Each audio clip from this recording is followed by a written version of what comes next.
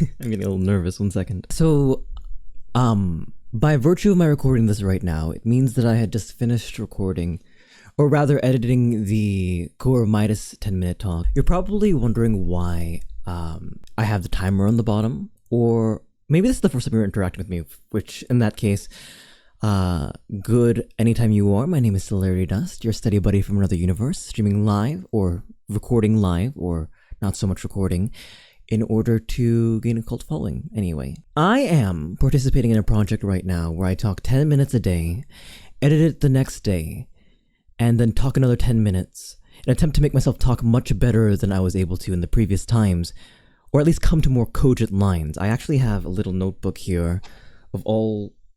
I've lost the notebook. Upon editing my videos down, am recording all of these flubs or filler words where I might be redundant and logging them down in a little book so I can keep an eye out for that behavior in the future. This is actually a exercise, I don't recall where they got it from, but that I am cribbing from Stream Scheme.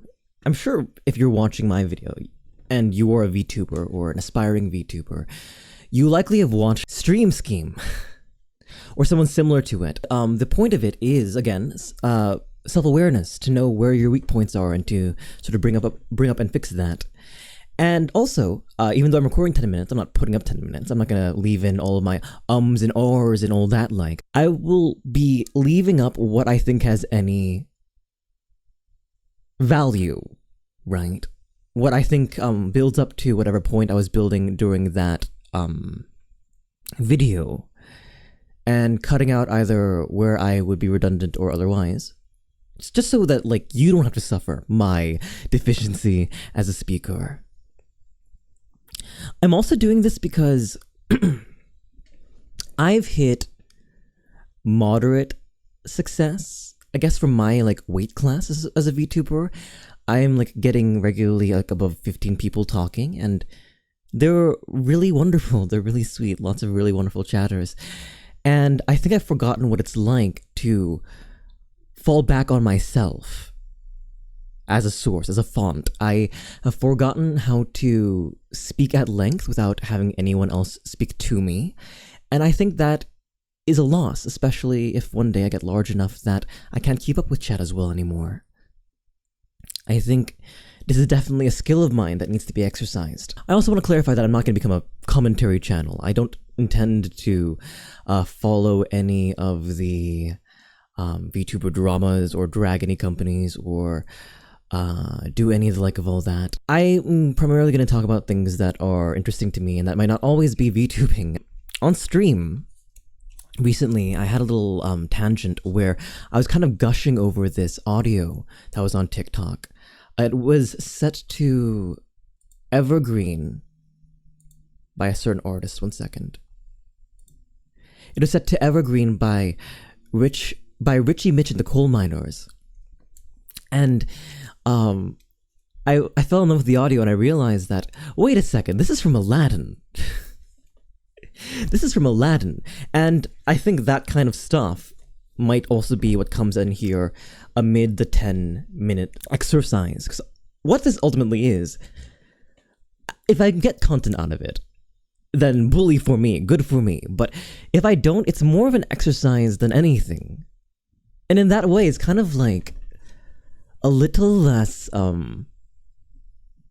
pressing, a little less pressure to produce something that is particularly interesting. And I'm excited for it, really. It's actually taking a bit of a load off my shoulders. I talked about recently how when you are a creator online, you have to always be on. And that's not necessarily true, but you have to be this kind of... Okay, Steve Bloom once said, in their voice acting course that they've been pushing on most every ad I've ever seen in the past couple of months, if you want to do this as a career, you must present the most authentic, high-quality version of yourself as possible. And to invert that, if you want to do this as a career, you can't really show off, or you can't really stop You can't really stop being the most, so you can't really stop presenting the most authentic, high quality version of yourself as possible. Because I have, 8 seconds, 10 seconds to draw you in and to really speak to you in this moment. Ooh, I got a message. Pardon. I really only have as many as like 15 seconds to keep you here. And if I'm not funny or interesting or providing you value in those 15 seconds, you might just scroll off.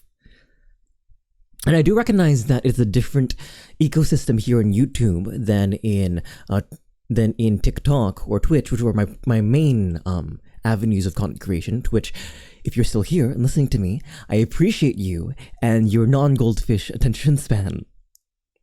But if not, it's still, that anxiety is kind of baked in to the creation I make now, which is a bit scary. Now I can see why some creators prefer YouTube to streaming or to TikToks.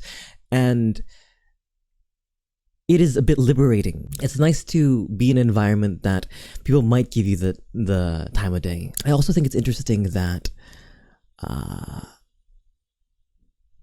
pardon, I've lost it. I'm kind of looking forward to how this sort of appears, how this is taken. I'm hoping it's well, of course. We all, fingers crossed, hope things turn out well. But I'm hoping that this either pops off, or more accurately, that it doesn't. That this can continue to be the space that I refine my skill set, my tools in being a content creator, far from prying eyes. Because these aren't meant to be shared with anyone. At least in the original exercise presented by Stream Scheme, these aren't meant to be presented to anyone. They're meant to be private, and perhaps there's some kind of safety in that. In whatever dumb stuff I say, being lost with the VOD eventually. But I think this is also a expression of that wanting to produce the most high quality, authentic version of myself at any given time, if that makes sense. Maybe what I should do is I should have a timer instead.